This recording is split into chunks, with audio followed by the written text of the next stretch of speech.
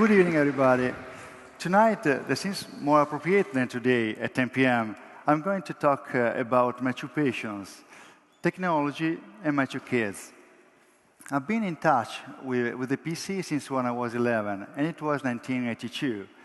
Today, I work also in the technology field, and I've been dealing with my other passion, my children, since when I was 35, and it was 2006. You know, shorter time, but believe me, a more intense period and more passion. So when I started thinking about sharing my experience here, I realized that education, technology, kids, and water are strongly related in our life. In fact, the water, the sea and the ocean could be thought as composed of billions of drops. And the water is also the key element of our life in the universe, as many species before have very easily and very well highlighted. So the ocean can be seen as an infinite set of drops of life. But today, in the digital era, there is also another element that seems to be as important as water. In fact, most of us cannot stay more than 10 minutes without checking the Facebook status or without sending a WhatsApp or a Twitter message. All of them are drops of information that together build the new internet. It is critical then to realize the importance of surfing the internet with the same awareness and same competence as a surfer rides the huge ocean wave, because the internet is beautiful, is interesting, is extremely fascinating, but it could be dangerous as well. And it is even more critical when the surfers are our drops of life, our kids. They are the first digital generation. They were born in a world of connected devices. They play online games. They listen to fairy tales streaming from the internet. And they can chat with the school friends. For us, it was different, because I had my first internet connection in my college years, and it was through a very slow modem while I connected with my PC. Today, our kids don't even know they need some stuff to be connected with a cable to the net. For them, internet is everywhere, is in the air. They've lived with the internet since the very beginning of their life. It's not a college-time discovery.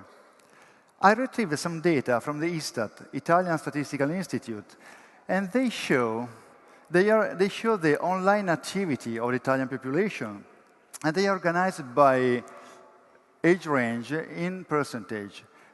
These data show clearly a trend for kids from 6 to 10, because their online activity is growing year after year.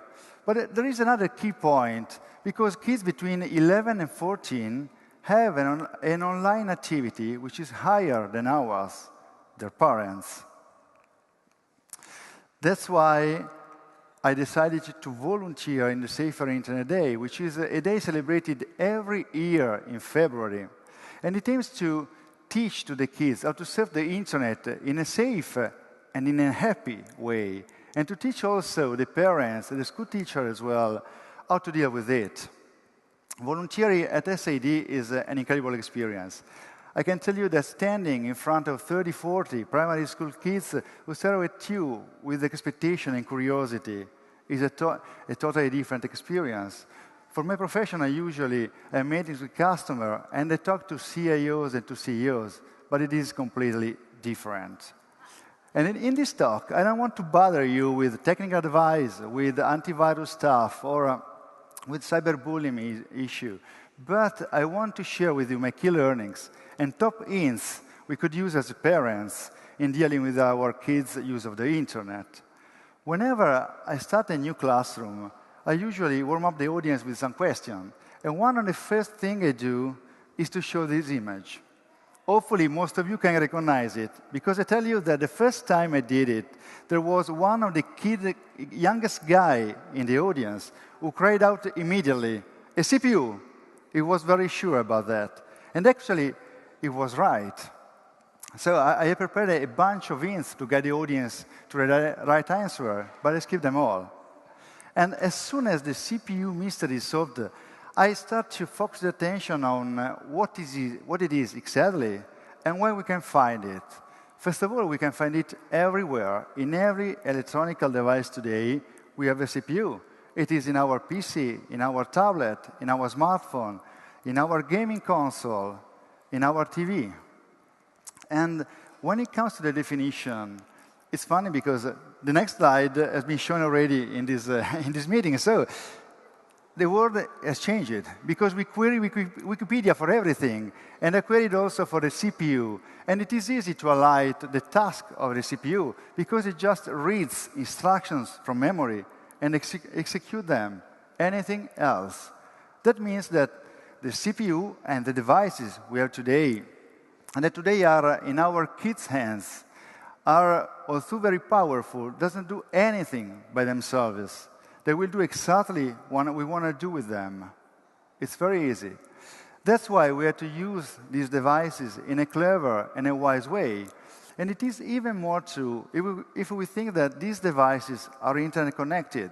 And the internet is pretty much different from the first internet. In fact, in the very beginning, in the old days, the user was just a passive reader. It just got a few information in a textual way. Today, internet is more interactive.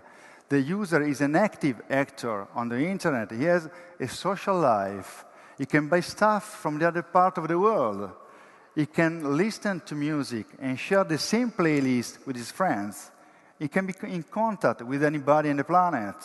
It happened to me last week to have a video call with my grandma, and she lives in La Spezia, and I live here in Rome. And my two kids had the opportunity to talk and to see her as they were in the same room. But actually, they were 500 kilometers away. Of course, this kind of interaction raises some security issue, because whenever you're interacting with someone else on the internet, there is a filter between you, your kids, and the other person. And the filter is the device itself, and is also the avatar, which is the digital entity, behind which that person could hide himself and could also fake his identity. It raises also some behavioral issue, because whenever you upload an image or you write something on the internet, it will be stay there forever. It will be a drop of your life, of your kid's life, which will be permanent in the internet ocean. And whenever I talk to other people about this issue, it seems that they underestimate their kids' digital life and their kids' competencies. One time, in one session I had in a primary school, there was a very young girl, at 10 years old, who came to me during the break and said, "Luca, I developed an app for Facebook."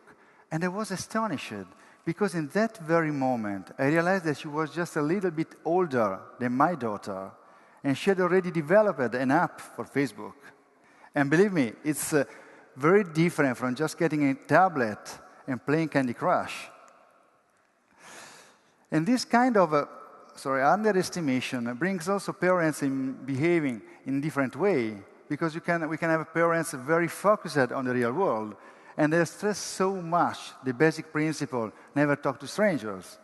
And when it comes to the digital world, they leave their kids alone online, in the online dimension. And we can have also those parents I call the scared parents. They are those who believe they can prevent their kids from going online. But these are just a couple of examples of parents' behavior. And if we stop for a while right now and we think how many times we are given our smartphone to our kids, treating the smartphone as a babysitter, probably too many times. We have to think that the online activity of our kids starts very soon. Remember the bubble graph before, and remember that the new generation has an online activity higher than ours. It means that we, the parents, in our 40s, in our 50s, are losing ground in a technology race.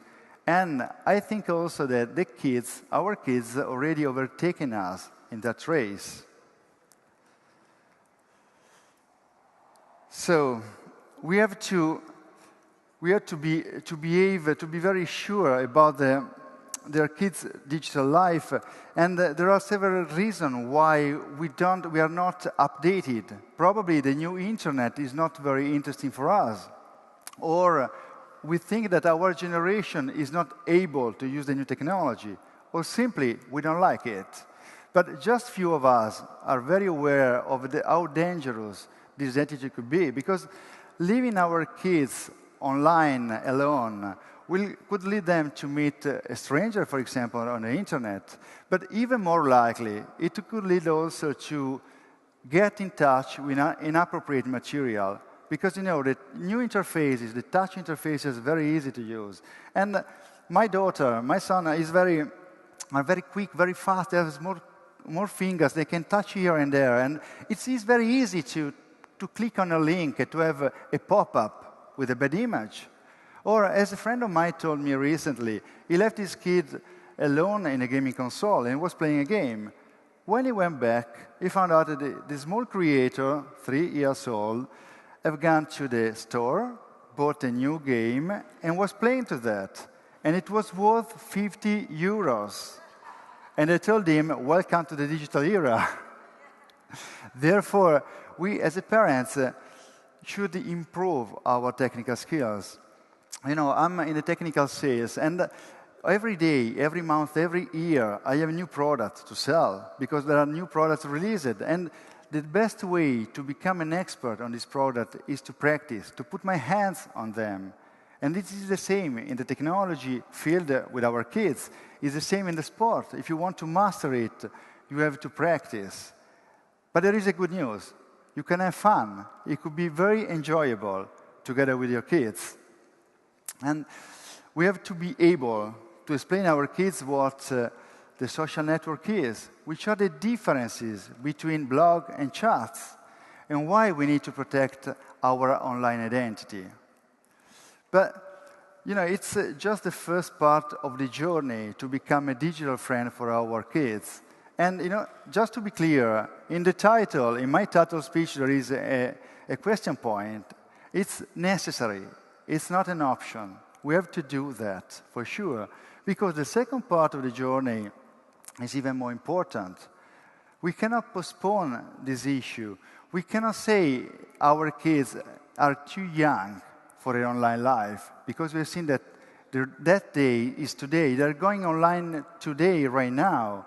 And if we don't do that, if we don't follow them in their online life, probably we are creating a huge barrier between us and them. And, you know, building a barrier is very simple, it's very fast. Breaking it down could be very complicated and could take a long time.